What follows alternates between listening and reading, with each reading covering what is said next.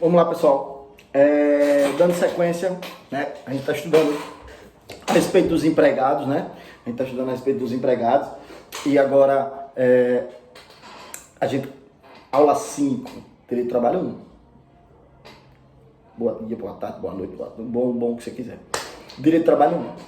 Então, aula 5, a gente estudou sobre a definição do que vem a ser empregado rural, quais as suas características, quais as suas similitudes e diferenças entre outros tipos de empregado, né? Rural e doméstico, rural e trabalhador urbano, para a gente conseguir identificar que empregado rural, a diferença entre empregado rural e os outros. Nessa aula, que é a aula 6, a gente vai estudar a respeito de dois tipos de contrato que às vezes se confundem, dois tipos de empregados que às vezes se confundem, que é o aprendiz e o estágio. Então eu vou falar primeiro do aprendiz, do contrato de aprendizagem, certo? Do jovem aprendiz. E depois eu entro para falar do estágio. De antemão, eu esclareço para vocês uma coisa bem importante. O aprendiz, ele tem um contrato, certo? O aprendiz, ele é empregado. O aprendiz é empregado, ele tem um contrato, ele tem os mesmos requisitos lá da CLT. Tem algumas diferenças que a gente vai falar aqui, tá? Que mereceram, né, excepcionalidade por conta da finalidade desse tipo de contrato. Mas ele é empregado, não só pela CLT, como própria pela Constituição Federal. O estagiário não. O estagiário não é empregado. O estagiário não tem vínculo empregatício, tá? O estagiário não pode ter vínculo empregatício para ser considerado estagiário, certo? Essa é a principal diferença entre os dois. É a principal diferença entre os dois. O aprendiz, ele é empregado. O estagiário não é empregado. Apesar de que a gente sabe que na prática, né, as pessoas confundem muito a natureza desses dois tipos de contrato aí, desses dois tipos de forma de vínculo, né? Aí um é um vínculo educativo, né? Um tem a finalidade educativa, que é o estágio, o outro tem a finalidade de aprendizagem e inserção no mercado de trabalho, que é a aprendizagem. O estágio e a aprendizagem, então, muitas vezes eles se confundem, certo? Mas é importante a gente separar de antemão. Aprendiz, contrato de trabalho. Empregado. Estagiário, não. Recebe uma bolsa. Certo? Não tem vínculo empregatício. Tá? Contrato de aprendizagem. Contrato de aprendizagem está disciplinado lá no artigo 428 da CLT. Certo? E esse artigo ele foi inserido para tentar regulamentar uma permissão excepcional para o trabalho do menor pela Constituição Federal. A Constituição Federal, ela diz o seguinte, que é proibido o trabalho do menor. Lá no artigo 7º a gente vai encontrar. É proibido o trabalho do menor. Então está proibido. Menor não pode trabalhar, segundo a Constituição Federal. Menor não vai poder trabalhar. Então, a Constituição Federal proíbe o trabalho do menor. O menor não pode trabalhar. Entretanto, ela excepciona que a partir dos 14 anos, tá? Desculpa, gente, a Constituição diz que o menor de 16 não pode trabalhar, certo? Então, o menor de 16 anos não pode trabalhar. Acima de 16 anos, a Constituição já permite que tenha um contrato de trabalho independente do vínculo aí, né? Se é aprendizagem, se não é, o que for, ela permite. Então, acima de 16, você já pode trabalhar. Você já pode aí ter um trabalho, né? Carteira de trabalho assinada, todos os requisitos, tudinho, você pode ser considerado empregado. Mas abaixo, não. Abaixo de 16, a Constituição só permite na condição de aprendiz a partir dos 14. Então a gente tem uma necessidade de regulamentação. E essa regulamentação do que vem a ser esse contrato de aprendizagem, essa regulamentação está no artigo 428 da CLT. Então ele é um contrato de trabalho especial. Ele é um contrato de trabalho especial. Por quê, Tiago? Porque ele é um contrato de trabalho por prazo determinado. A regra geral é que o contrato de trabalho ele seja por prazo indeterminado, né? Um contrato de trato sucessivo. princípio da relação, ou da continuidade da relação de trabalho. Entretanto, excepcionalmente, em algumas situações, a Constituição, a CLT, permite-se que exista o contrato por prazo determinado, ou seja, um contrato que tenha o seu fim, né, antecipado, o seu fim já pré-avisado, todo mundo já sabe quando vai terminar. Tá? Então, o contrato de aprendizagem é um desses. É um contrato por prazo determinado, cuja duração máxima é de 2 anos. Cuja duração máxima é de 2 anos. Então, a duração máxima do contrato de aprendizagem, gente, é de 2 anos. Certo? Contrato de aprendizagem é aquele contrato que você pode ter para o jovem a partir dos 14 e até os 24 anos. Tem limite, gente. A partir dos 14 até os 24 anos. Tá? Contrato de trabalho a partir dos 14 até os 24 anos, mas que tenha duração de 2 anos. Então eu não vou ficar dos 14 até os 24 não, que aí eu teria 10 anos. Se eu entrar com os 14, eu só fico até os 16. Se eu entrar com 22, eu fico até o 24. Ah, mas se eu entrar com 23, eu fico até 24?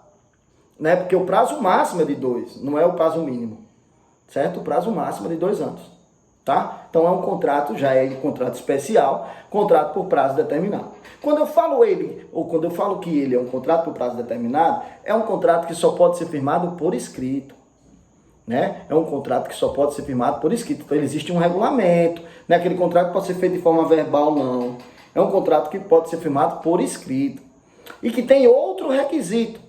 Porque a finalidade do contrato de aprendizagem é uma, que é a inserção do jovem no mercado de trabalho, que é o estímulo à inserção do jovem no mercado de trabalho. Né? Jovem esse que poderia chegar com 16, 17 e se, né, nunca tivesse trabalhado, nunca tivesse a oportunidade de trabalhar como aprendiz, não teria uma experiência, né? Não teria uma experiência necessária para assumir determinadas funções ou atribuições de uma empresa. Então, a finalidade excelente, né, a finalidade de inserção do jovem no mercado de trabalho, ela veio através desse contrato de aprendizagem.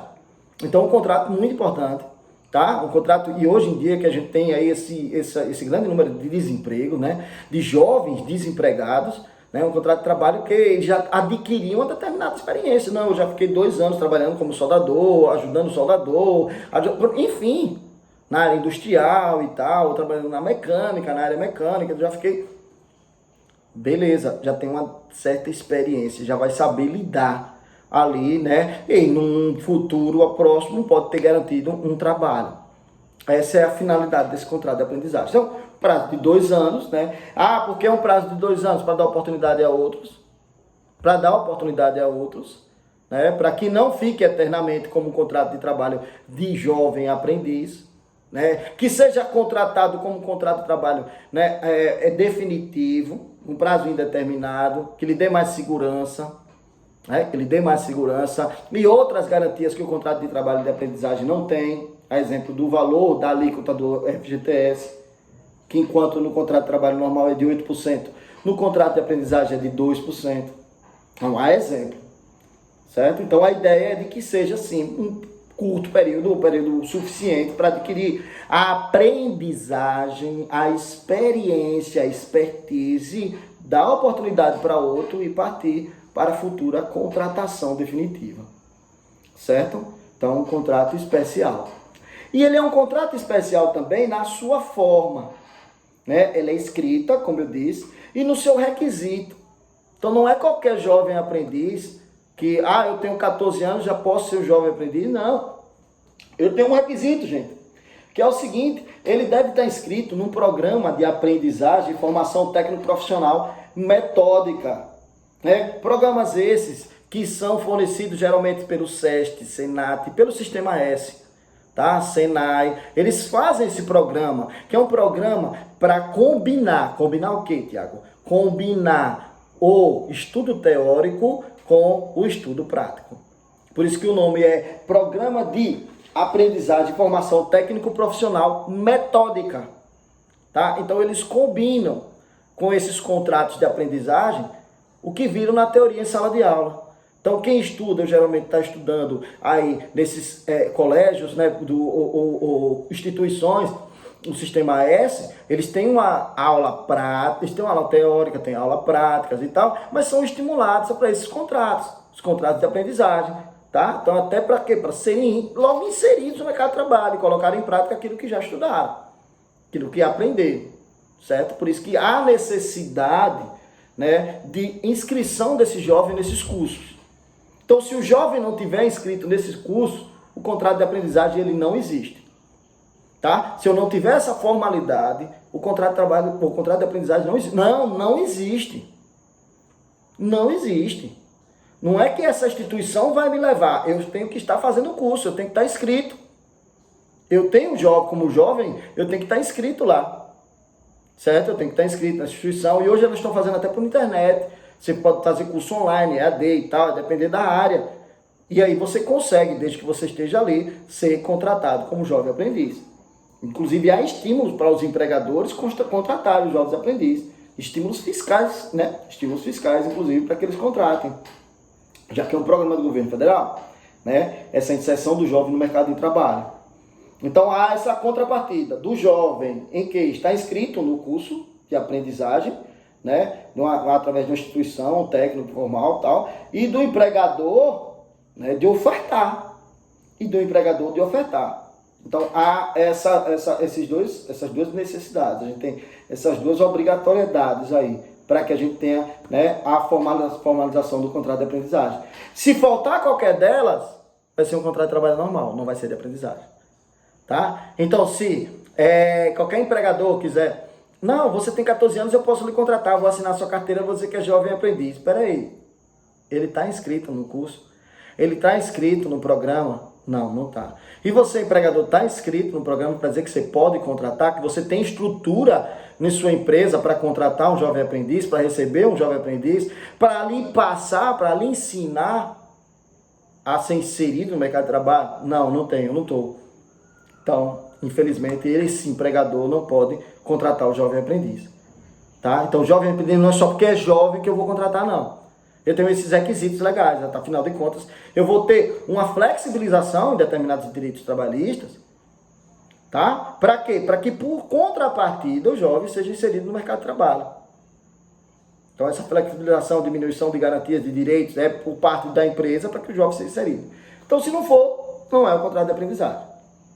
Tá? Então, eu tenho a necessidade, logo no CAPT, artigo 428 da CLT, CAPT, a gente vai ter a necessidade, certo? Dessa contratação, dessa validade desse curso. Ele tem que estar inscrito. Ok? Beleza. O contrato de aprendizagem, ele pode ser firmado por 2 anos e a idade do menor aprendiz de 14 até 24. Tem exceção para isso? Tem. Tem uma exceção. Se o jovem aprendiz, ele for um portador de necessidades especiais, não tem. Se o jovem aprendiz for um portador de necessidades especiais, ele nem vai ter limitação no seu prazo do contrato, nem tampouco vai ter a limitação etária. Ou seja, ele pode ser contratado como um jovem aprendiz, mesmo depois dos 24 anos. Então, se o jovem for um portador de necessidade especial, ele não vai ter nem a limitação do seu contrato de trabalho, ou seja, não vai ser 2 anos, e não vai precisar estar limitado para ser contratado àquela idade de 24 anos. Ele pode ser contratado com mais de 24 anos, ou seja, o portador de necessidade especial que quiser ser jovem aprendiz.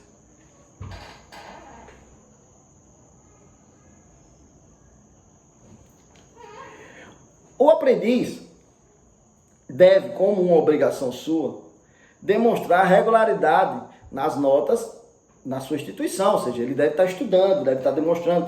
Então, e isso, gente, se a gente pode vir lá no Direito do Trabalho 2, pode acarretar, inclusive, a quebra do contrato. Pode acarretar, inclusive, a quebra do contrato. Certo? Então, ele, jovem aprendiz, ele tem, né, que comprovar. Professor, tem horário, tem limitação de jornada de trabalho do jovem aprendiz? Tem.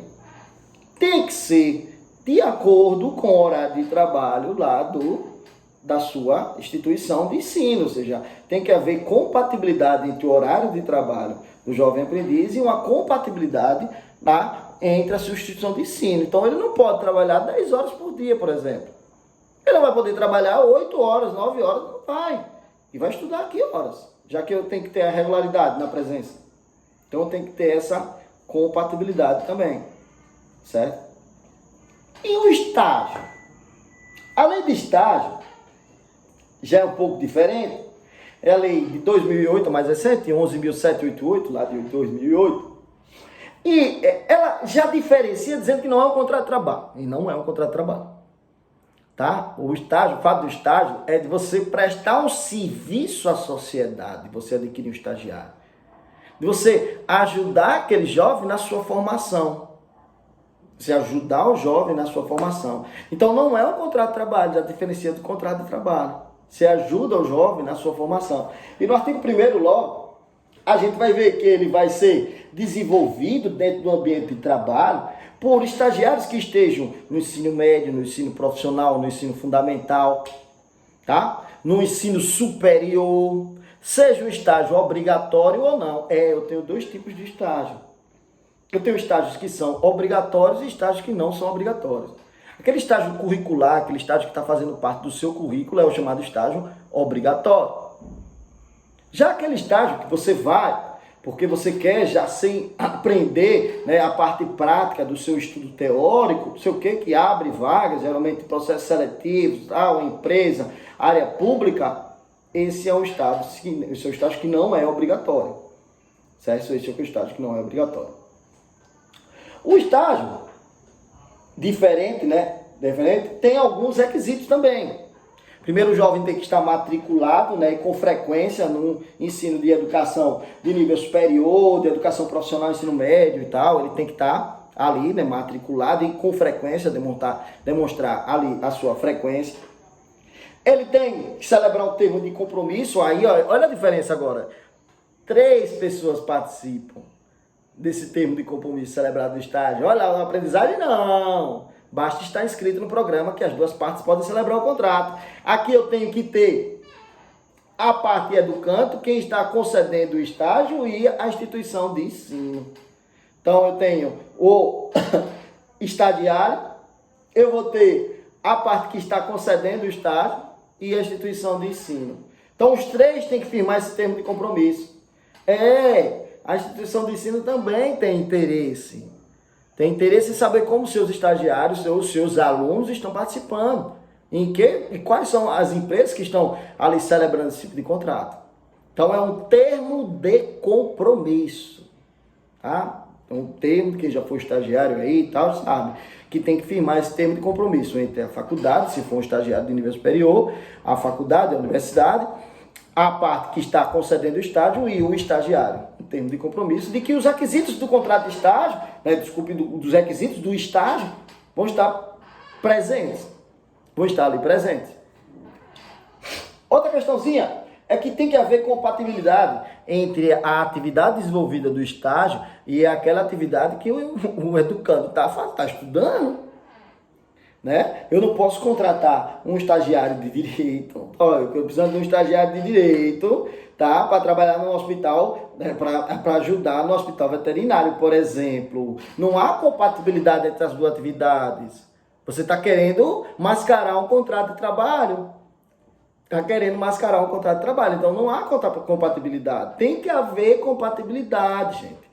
Tem que haver compatibilidade entre a área em que ele está ali estudando e tal, né? E o local onde ele está, a parte concedente do estágio.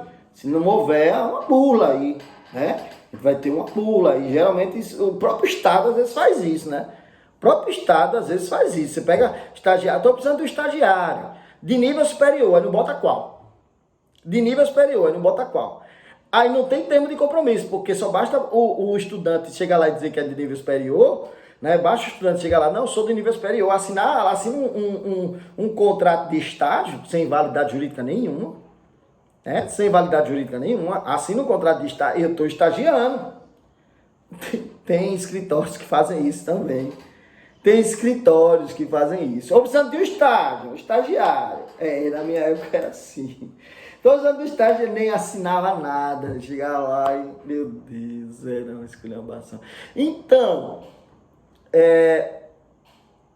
eu preciso desse termo. Eu preciso dessa compatibilidade, senão não vou ter. Tá? Então, um escritório hoje que se preze de advocacia, de contabilidade, de consultoria, autoria, o que for, ele tem que firmar o termo de compromisso entre a instituição de nível superior, ele tem que preencher os requisitos do contrato de estágio, do estágio, né? Do termo de estágio, senão estágio. Senão eu não vou ter um estágio aí, gente. Certo? Senão aí eu não vou ter estágio. O estagiário, professor, ele pode trabalhar, ou no caso, trabalhar, ele trabalha com peste, quem trabalha é estagiário, e leva a culpa, né? Estagiário trabalha e leva a culpa. Isso é brincadeira. Então, o estagiário, ele pode, de acordo com a compatibilidade do seu horário de estudo, ele pode fazer frequências de 4, 6 ou 8 horas. Sim, frequência de 4, 6 ou 8 horas. O estagiário, ele pode, depender da compatibilidade do seu horário de estudo. Essas 3 frequências aí ele pode fazer. Tá? Lembrando que a de 8 horas, que é a mais importante, né? A de 8 horas é só para quando você inclui ali dentro do contrato de estágio, né? Aquele estágio obrigatório. Então, você tem aquele estágio obrigatório, curricular obrigatório, aí sim você pode ter, né, ultrapassando as 6 horas, fazendo as 8 horas. Ah, mas se eu tiver num estágio, no escritório, e de repente eu vou de manhã e de tarde, todos os dias. Primeiro, né? Vamos retroceder aqui um pouquinho.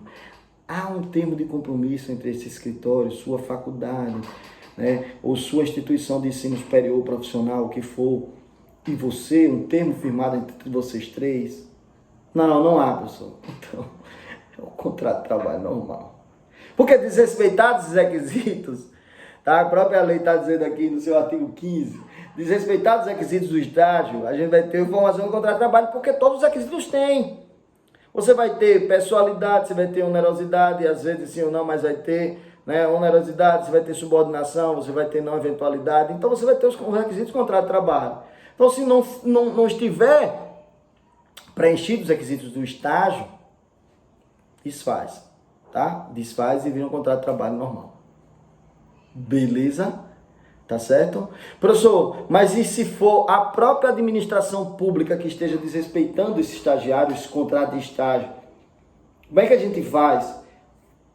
Rapaz, se for administração pública, o contrato de estágio, ele é nulo, mas você automaticamente não vai ser incorporado à administração pública, porque para você ser incorporado à administração pública, teria que ser através de concurso público, certo? E como não foi, né, ou por mais que tenha sido um processo seletivo, mas não foi um concurso público para aquele cargo desenvolvido, por mais que ocorra desvio de função, que seja, como não foi, aí, né, a gente tem até uma súmula do TST, né, na verdade é um OJ, né, a OJ 136 da SDI1, que conhece, né, que o desvirtuamento desse contrato de estágio não gera vínculo com a administração pública, justamente por conta dos princípios lá da administração pública. Beleza, gente? Então, o contrato de estágio é um, o contrato de aprendizagem é outro, tá? Espero aí ter diferenciado eles dois, tá bom? Abraço.